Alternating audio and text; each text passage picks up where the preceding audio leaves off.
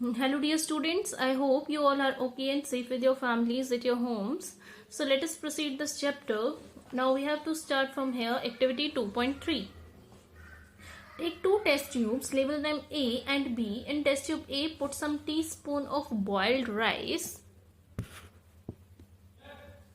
In test tube B, keep 1 teaspoon full of boiled rice after chewing it for 3 to 5 minutes. आपको क्या करना है बेटा, 2 test tubes लेनी है. एक टेस्ट ट्यूब में तो आपको बॉइल्ड राइस डायरेक्ट डालना है और दूसरे टेस्ट ट्यूब में आपको जो बॉइल्ड राइस है थोड़ा सा चबा के डालना है. Okay. Add 3 to 4 ml of water to both the test tube. 3 से 4 ml हमने उसमें पानी डालना है. फिर उसके अंदर 2 से 3 ड्रॉप्स जो है वो आयोडीन सॉल्यूशन की डालनी है और फिर ऑब्जर्व करना है. हमें इसमें क्या दिखेगा कि जो कलर चेंज है वो सिर्फ टेस्ट ट्यूब ए में होगा जहां पर हमने बिना चबाए जो है वो बॉइल्ड राइस डाले थे. ठीक है. क्यों ऐसा हुआ? एक्चुअली में इसके साथ बेटा जब हमने चबाया तो सलाइवा मिक्स हो गई और सलाइवा के अंदर मैंने आपको बताया था एक एंजाइम प्रेजेंट होता है जो कि क्या करता है, कार्बोहाइड्रेट को या स्टार्च को जो है वो शुगर्स के अंदर कन्वर्ट कर देता है. The tongue is fleshy muscular organ attached to the back of the floor of buccal cavity. It is free at the front and can be moved in all direction. Do you know the functions of the tongue?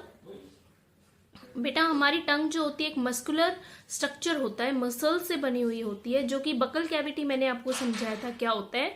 Buccal cavity के posterior part से जो है वो जुड़ी हुई होती है और सामने से जो है वो फ्री होती है और सभी डायरेक्शन में मूव कर सकती है. तो इसका काम क्या है बेटा, जब हम चू करते हैं खाने को चबाते हैं तो हमारे माउथ में जो है वो खाना चारों तरफ घूमता है ताकि उसके साथ अच्छे से स्लाइवा जो है वो मिक्स हो जाए और उसको स्वेलो करने में हेल्प करती है. We use our tongue for talking के लिए तो यूज करते ही हैं, इसके अलावा सलाइवा को मिक्स करने के लिए और फूड को स्वेलो करने के लिए और टेस्ट करने के लिए भी. It has taste buds that detect different taste of food. We can find out the position of taste buds by following activity. उससे पहले जो है हम कि taste buds कैसे find out कर सकते हैं. Let us see this blue box. Normally bacteria are present in our mouth but they are not harmful to us. However, if we do not clean our teeth and mouth after eating, many harmful bacteria also begins to live and grow in it. Generally हमारे mouth के अंदर बेटा कुछ एक bacteria present होते हैं जो कि हमारे लिए हार्मफुल नहीं होते हैं, लेकिन अगर हमने खाना खाने के बाद अच्छे से अपना मुंह साफ नहीं किया है तो उस फूड के ऊपर जो है वो बैक्टीरिया ग्रो करने लग जाते हैं, हार्मफुल बैक्टीरिया. और वो क्या करने लग जाते हैं, उस फूड को ब्रेक डाउन करने के बाद एसिड रिलीज करना स्टार्ट कर देते हैं. ठीक है. तो ये एसिड धीरे धीरे हमारे दांत को जो है वो डैमेज कर देता है जिसको हम टूथ डिके कहते हैं. अगर ये टाइम से ट्रीट ना हो बेटा तो इससे दांत का दर्द, टूथेक दांत का दर्द भी होना हमें जो है वो स्टार्ट हो जाता है और in extreme cases result in tooth loss. और कई बार तो क्या हो जाता है कि हमारा दांत वो पूरा खराब हो जाता है.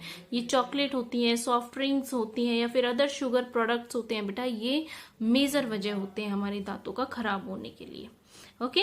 देयरफॉर हमें जो है वो डेली ब्रश करनी चाहिए या दातुन करनी चाहिए और अपने दांतों को अच्छे से जो है वो साफ करना चाहिए, कम से कम दिन में 2 बार. Okay.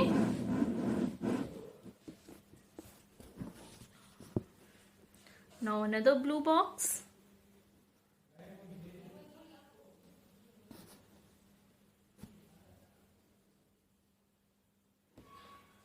Sometimes when you eat in hurry, talk or laugh while eating, you may have cups, get hiccups or choking sensation.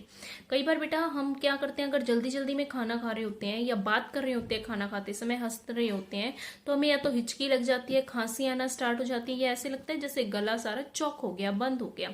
ये ऐसा क्यों होता है? क्योंकि जो फूड है हमारा वो गलती से विंड पाइप में एंटर हो जाता है और विंड पाइप किस चीज का रास्ता होता है? सिर्फ एयर को लंग्स तक पास करवाने का. ठीक है. ये फूड पाइप के जस्ट बराबर में ही जो है वो रन कर रही होती है. But inside the throat air food share a common passage. लेकिन जो थ्रोट होता है, थ्रोट में गले में कॉमन पैसेज होता है बेटा. गले से फिर दोनों पाइप लाइक स्ट्रक्चर्स अलग हो जाती हैं. तो गलती से वो खाना जब हम बोल रहे होते हैं तो किस में एंटर कर जाता है? विंड पाइप में एंटर कर जाता है. इसलिए हमें खाना खाते टाइम बोलना नहीं चाहिए, ताकि जो है वो विंड पाइप में एंटर ना करे हमारा खाना। अगर वो विंड पाइप में एंटर करेगा तो हमें जोर से खांसी आने लग जाएगी और we feel uncomfortable. Now activity 2.4, prepare a separate sample of each of sugar solution, common salt solution, lemon juice, juice of crushed neem leaf और bitter gourd। तो हमें क्या करना है बेटा, ये सॉल्यूशंस बनाने हैं। एक मीठा बनाना है, एक नमकीन बनाना है, खट्टा बनाना है, एक कड़वा बनाना है। ओके, हमें क्या करना है, फिर अपनी आंखें बंद कर लेनी है, या अपने क्लासमेट के साथ कर सकते हो आप, उसकी आंखें बिल्कुल बंद कर दो और फिर उसको कहो कि अपनी टंग से जो है वो फ्लैट पोजीशन से एकदम टेस्ट करें। क्लीन टूथपिक हम यूज कर सकते हैं। टूथपिक लेकर हमें क्या करना है, जो ऊपर वाले सैंपल्स हमने लिए हैं, खट्टा मीठा कड़वा, उन सबको एक एक करके जो उसकी टंग है उसके डिफरेंट एरियाज पर लगाना है। तो हमें उसको अपने क्लासमेट से फिर पूछना है कि कौन सा ऐसा एरिया है जिससे उसने स्वीट को डिटेक्ट किया है, सॉल्ट को डिटेक्ट किया है, सॉर टेस्ट को या बिटर टेस्ट को जो है वो डिटेक्ट किया है। और फिर हमें अपनी ऑब्जर्वेशंस लिखनी है। ये आप घर पे भी कर सकते हो बेटा। तो you should perform this experiment, आपको ये बिल्कुल करना चाहिए। Okay, now the food pipe और ओसोफेगस। अब हम फूड पाइप के बारे में पढ़ेंगे। The swallowed food passes into the food pipe और oesophagus. Look at the food pipe runs along the neck. तो हमारी फूड पाइप का देखो स्ट्रक्चर किस तरह से होता है बेटा। This is our food pipe. Okay, this is our food pipe, जो कि किस में एंड होती है, स्टमक के अंदर एंड होती है। फूड जो है वो इस तरह से छोटे छोटे बॉल की फॉर्म में, राउंडेड फॉर्म की स्ट्रक्चर्स में इसमें से ट्रैवल करके किस में एंटर करता है, इन दिस स्टमक। ये रीजन हमारी नेक रीजन के अलोंग जो है वो प्रेजेंट होता है बेटा। ओके,